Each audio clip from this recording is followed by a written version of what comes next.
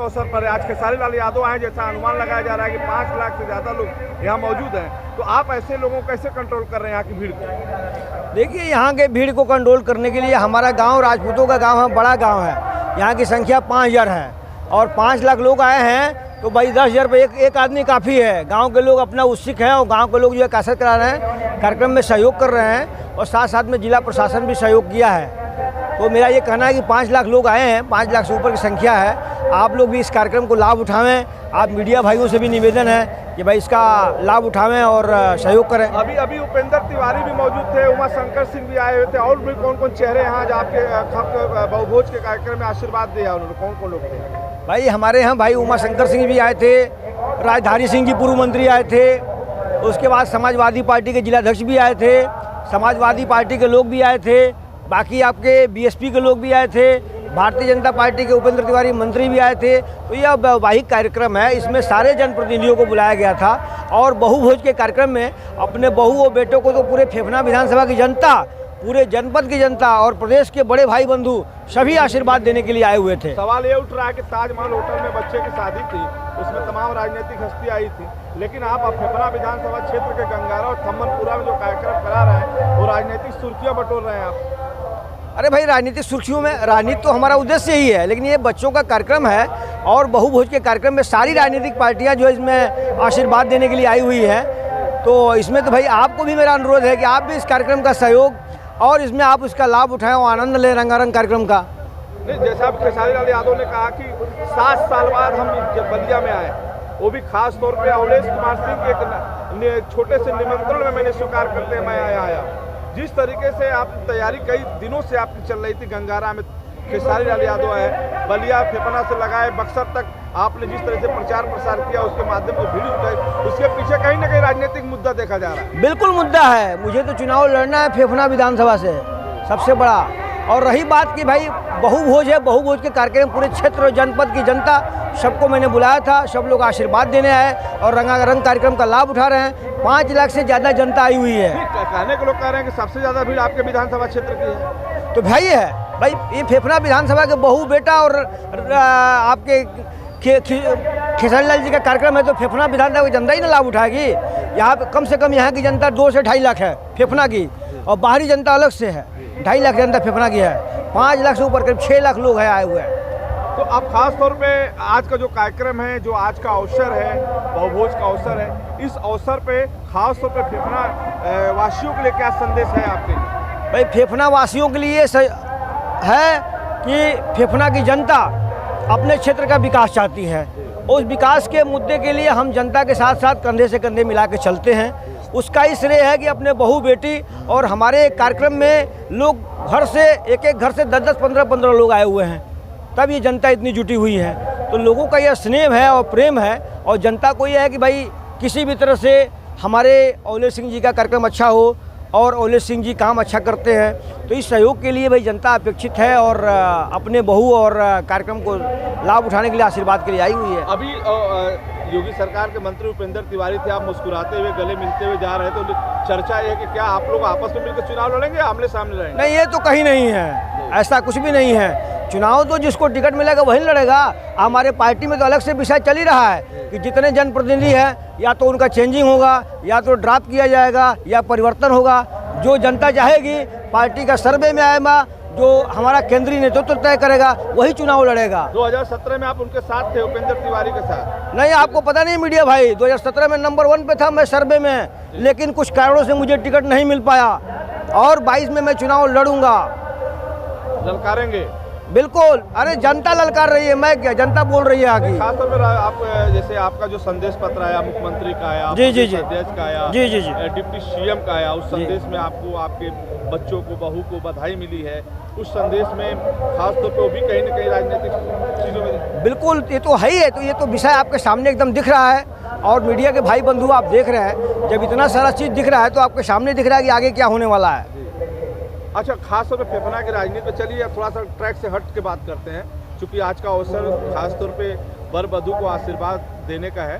फिर भी कार्यक्रम का आनंद लाखों लोग उठा रहे हैं, तो हम मीडिया के लोग के पास कुछ न कुछ सवाल है, उसका जवाब आपसे हम चाहते हैं। चलिए ठीक है, अब हम ट्रैक से चेंज हो रहे हैं, राजनीतिक की बात कर रहे हैं। फेफना विधानसभा क्षेत्र में अब तक देखा जा रहा है तो यहाँ एक समाज का वर्चस्व रहा है, खासतौर पे यादव वर्ग का। फिर बाद में 10 साल क्षेत्र की जनता ने एक आदर्श समाज को यानी भूमिहार समाज से आए उपेंद्र तिवारी को मौका दिया।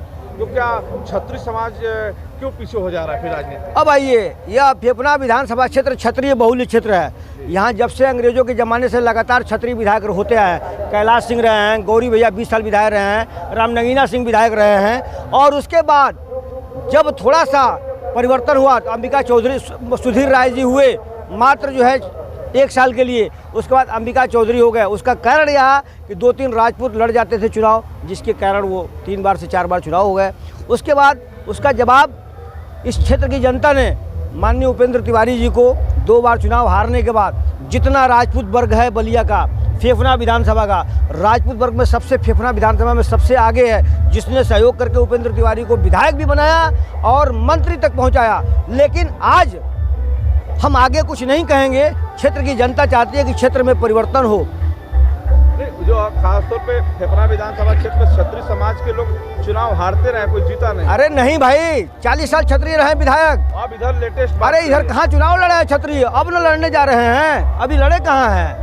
मतलब अवलेश कुमार सिंह चुनाव लड़ने जा रहे हैं? बिल्कुल बिल्कुल, मैं लड़ने जा रहा हूँ। वो पार्टी मुझे लड़ाएगी, मुझे पूरा भरोसा है। तो चलिए दूसरे ट्रैक पे आते हैं। बोलिए। अगर भारतीय जनता पार्टी से आपका दावा है कि भारतीय जनता पार्टी हमको टिकट देगी और हम चुनाव मैदान में होंगे, टिकट के बंटवारा है, सर्वे भी चल रहा है, तमाम चीज़ें पार्टी के फाइलिंग हो रही है, तो क्या अगर भारतीय जनता पार्टी थोड़ा सा नज़र फेरती है, हट के बात करती है, तो फिर ऐसी स्थिति में क्या होगा? ऐसा नहीं है, हमारी पार्टी बहुत ही उचित निर्णय लेती है और एक सीट पर सर्वे करती है। तो मुझे पूरी उम्मीद है और इसी उम्मीद के साथ पूरे फेफना विधानसभा की जनता भी एक अलग से मूड बना के रखी हुई है। और जो सर्वे और जनता का मूड होगा वही इस क्षेत्र में होने वाला है। वो आपको भी दिख रहा है, पूरे मीडिया भाई को दिख रहा है। फेफना विधानसभा की जनता पूरा एकदम से बोल रही है, जो बोल रही है वही होगा।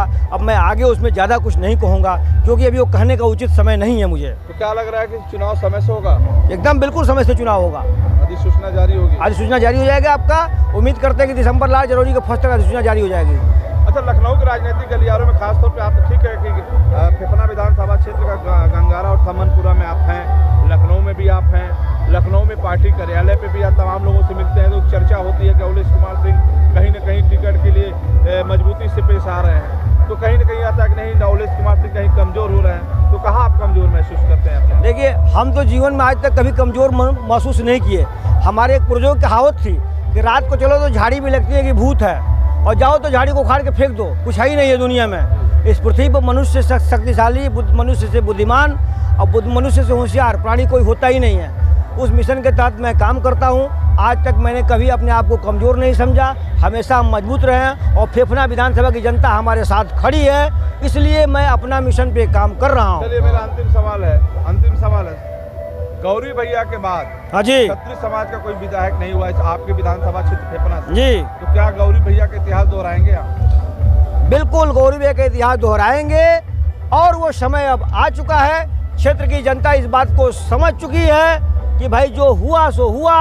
अब गौरी भैया वाला टाइम ही आएगा, तभी क्षेत्र का विकास होगा और उस चित्र को मैं दोहरा करके गौरी भैया के नामों को रोशन करूंगा मैं। चलिए, अंतिम सवाल नेताजी, अंतिम सवाल है, सत्ता में हैं आप, विधायक भी हैं, मंत्री भी हैं आपके, फिर भी विकास के मामले में फेफना बेहतर विकास के पथ पर है या पीछे जा रहा है? नहीं भाई, ये तो मैं फेफना विधानसभा की जनता के साथ में, हमारा एरिया पिछड़ा हुआ है और क्षेत्र में हमारे विकास कम हुआ है। हम जनता के साथ हैं, विकास कम हुआ है। उसको जो कम हुआ है उसको मैं सरकार में जहाँ प्रतिनिधित्व करके मौका मिलता है तो पूरे प्रदेश से अपना हक जो 30 साल में नहीं हुआ है उसको वापस ले आके पूरा करके मैं दिखाऊंगा अपने क्षेत्र में।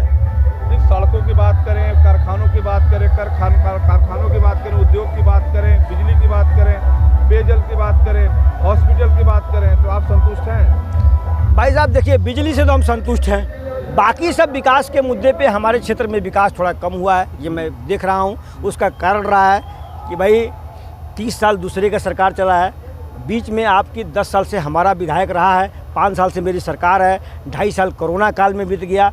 तो अब थोड़ा हमारा क्षेत्र तो भाई विकास से पीछे चल ही क्या रहा आपको है। लगता है कि किसान आपके दल से नाराज है? नहीं, किसान मेरे दल से नाराज़ नहीं है।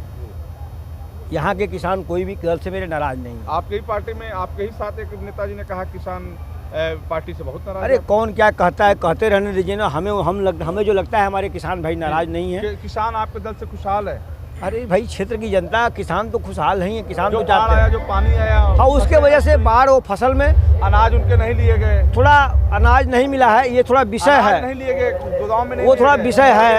विषय है। लेकिन अब वो इतनी सरकारों में पीछे रहा है कि थोड़ी बहुत तो परेशानियां होती रहती हैं।